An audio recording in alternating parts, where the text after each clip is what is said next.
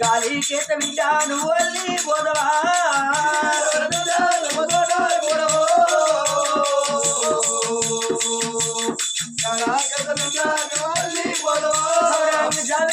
జాబిల్లి రావన్నా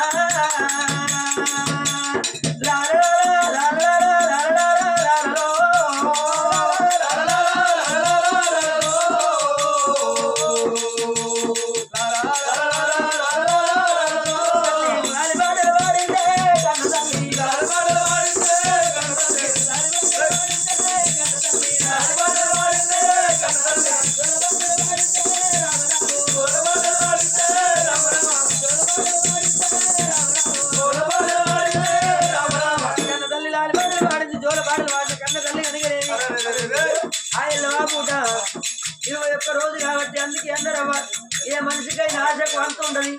నా గర్భాన నాకిద్దరు కొడుకులు ఒక్క బిడ్డ రేపటికల్లా నా ప్రాణం పోతే నా కొడుకు పెరిగి పెద్ద ఆయనకి నా ప్రాణం పోతే నా చిన్న కొడుకేమో నాకు కొర్రి పడతాడు, నా పెద్ద కొడుకేమో నా భర్తకు కొర్రి పడతాడు.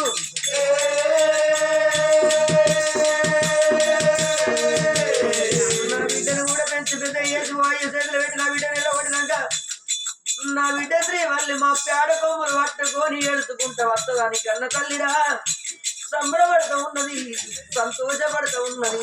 కన్న తల్లి సంబరపడంగా సంతోషపడంగా ఆ పూట కన్న బిడ్డ పుట్టిన సందర్భంగా అన్నదానం చేస్తాడు, వస్త్రదానం చేస్తాడు. దానాల కల్లా దానం అంటే ఏ మనిషికైనా ఏ మానవునికైనా 10 తులాల బంగారం ఉందనుకో 2 తులాలు ఉండగా మంచిగా అనుకుంటాడు మనిషి. 15 ఎకరాల భూమి ఉన్నాకో 2 ఎకరాలు ఉండగా అనుకుంటాడు. ఏ మనిషి ఆశకు అంతుండది. అరే రే చాలు అనేది ఏంటంటే అన్నదానమే చాలు అనేది కాబట్టి అన్నదానం నిన్ను అని అన్నదానం చేసిందే రామ రామ, అన్నదానం చేసిందే రామ రామ, అన్నదానం చేసింది వస్త్రదానం చేసిండు. చూసినవా మరి ఎక్కడో అక్కడే వెళ్ళిపోగా కన్న తల్లిరా సుభద్రదేవి గా కొడుకును పట్టుకొని గా బిడ్డను పట్టుకొని చెక్కిళ్ళు నొప్పుకుంటా సేరు ముద్దులు ఆడుతుంటే గప్పున చీకటి గదనమ్ము నిండింది కాబట్టి భర్త కాడ వండుకున్నాడు. గా కన్న తల్లి సుభద్రదేవి కొడుకును తీసింది, కొడుకును తీసి గుడి పక్కాలేసింది కన్న తల్లి, గుడి పక్కాలేసింది కన్న తల్లి, గుడి పక్కాలేసింది రామరామ, గుడి పక్కాలేసింది రామరామ. కన్న బిడ్డను తీసి కొంచెం వేసుకొని పట్టుకుంటూ ఉన్నదే అమ్మో.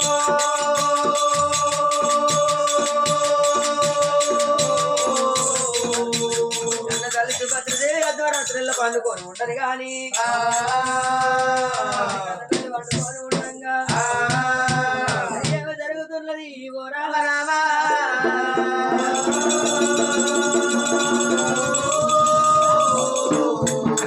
సుభద్ర 21 నాడు ఘనంగా పండుగలు జరుపుకున్నది. కొడుకు పేరు మీద బిడ్డ పేరు మీద ఘనంగా పాటలు పాడుకున్నది. అర్ధరాత్రి 12 టైం లోపల వచ్చిన చుట్టాలు ఎక్కడున్నా అక్కడ వెళ్ళిపోతుంటే మిద్దెల్ల మేడల్ల భర్త గది లోపల